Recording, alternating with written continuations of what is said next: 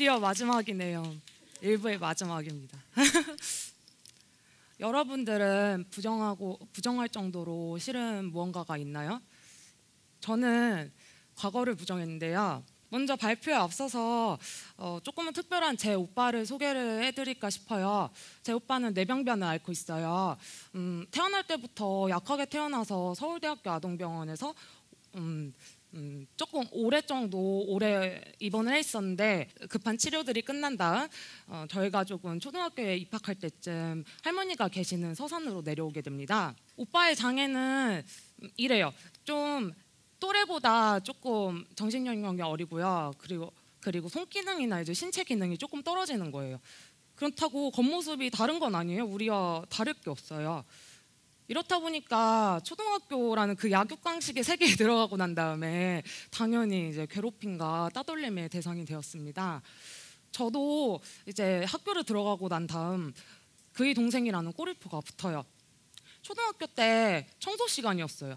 제가 그렇게 책상을 느리게 민 건 아니었거든요. 저 되게 빠른데 네, 책상을 밀고 있는데 되게 못된 남자애들 그런 애들 한 명 정도 있잖아요. 그 친구가 제 뒤에서 그 오빠의 그 동생이라고 이런 말을 하는 거예요.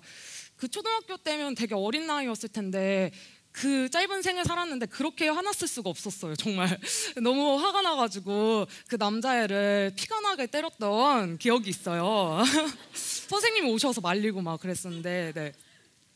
그리고 놀이터에서 친구들하고 놀고 있었는데 이제 친구 부모님 오셔서 저런 애들이랑 놀지 말라며 친구를 데려갔던 그런 기억이 있어요. 지금 20년이나 지났는데 그 부모님의 표정이 아직도 잊혀지지가 않네요. 이렇게 정말 말도 안 되는 일이라고 생각하실 수도 있어요. 그런데 이런 장애인에 대한 보이지 않는 차별은 정말 존재했고 장애인의 동생이었던 저에게도 똑같이 그 상처가 남게 됩니다.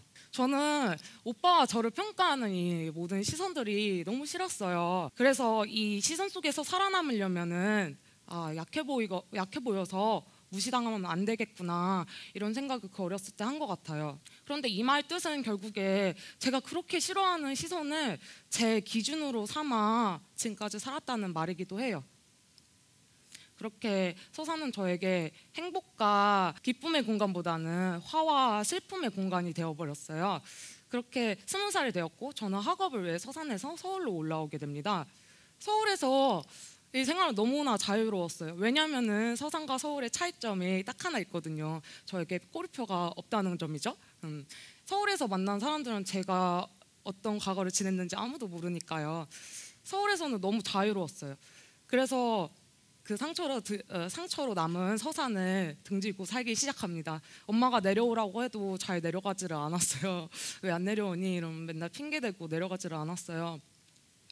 자유로운 서울에서 했던 것 중에 제가 자주 했던 것 중에 걷기가 있는데 집 주변을 걷거나 학교 주변을 걷기도 했지만 좀 정말 심하게 걸을 때는 강남 신세계백화점에서 시작해 강을 건너서 이태원으로 갔습니다. 오로지 걸어서요. 아니 여기서 놀라시면 안 되는데 그 다음에 남산을 탔어요. 남산 도서관에서 잠깐 땀을 식힌 다음 명동에 가서 쇼핑을 했어요. 그리고 종로 상가에 가서 커피를 마셨어요. 여기서 끝이 아니에요. 해외까지 갔어요. 거의 행군 수준이죠. 행군을 했어요. 네. 저는 보통 목적지를 두지 않고 걸었는데 목적지를 두지 않고 걸으면 왜 그런 말이 있잖아요. 발이 익숙한 곳으로 간다고 귀소 본능처럼요.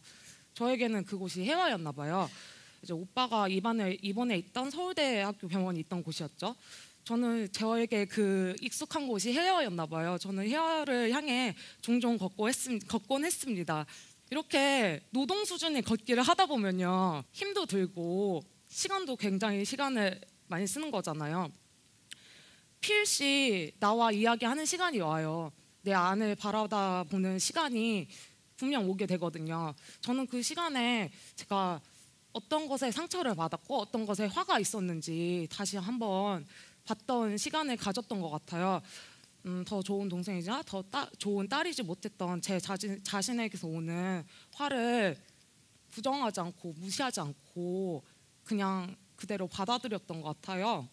그러고 나니 인정을 하고 나니 비로소 저를 정의하는 기준이 제 안으로 들어옴을 이제 느낄 수가 있었어요. 나무 밑동에서 살아있는 부분은 사실 지름의 10분의 1 정도에 해당하는 바깥쪽이라고 합니다. 안쪽은 사실상 죽어있는 부분이라고 해요. 무의 세계죠.